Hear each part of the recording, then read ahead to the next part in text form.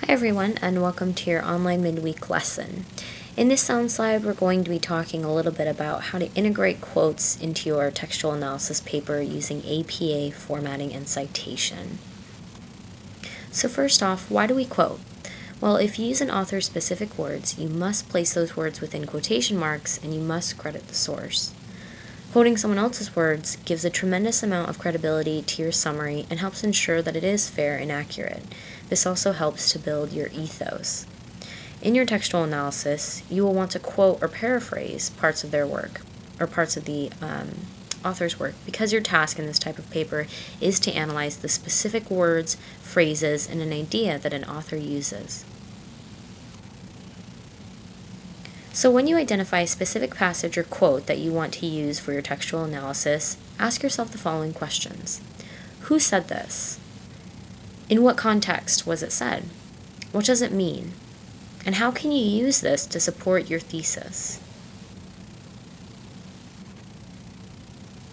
A few common mistakes of inserting quotes that you'll want to review. First off, quoting too little by not going back to the original text or trying to reconstruct the author's meaning by memory. It's important that you review the article more than once in order to make sure that you are retrieving the exact quote. Another issue is overquoting, by not being confident in your ability to comment on the quotes or not understanding what the quotes mean and thus not being able to explain. You won't want to integrate any quotes that you can't follow up on in your own words of an explanation.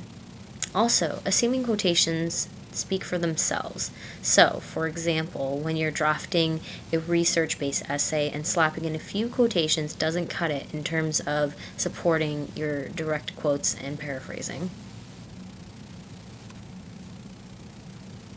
So in order to integrate your quotes effectively, you want to frame your quotes.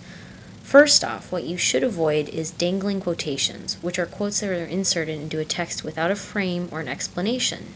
So if you look at the example below, you'll notice that the author has inserted a really long block quote without introducing who said this, why was it being said, so again, what is the context of this, and also, it's not really being followed up with an explanation other than, I think Bordeaux is right.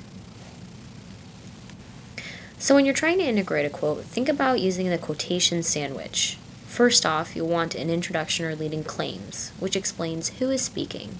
So some examples are, let's just say, X states, or according to X, in X's view, in her book, whatever that title is, X maintains that, and then followed by the quote. After that, that's when you'll want to insert that direct quotation from the text. After you provide that direct quotation and you close that with the quotation marks to let your audience know, you want to follow up with some statements that are explaining why the author considers the quote to be important and what he or she takes it to say. And just to give you some more ideas of how you can introduce quotes, I've included this really nifty template for introducing quotations. So again, there's the typical X states, X himself writes, etc. So go ahead and use this sound slide in case you're looking for ideas of how you can introduce quotes in your textual analysis.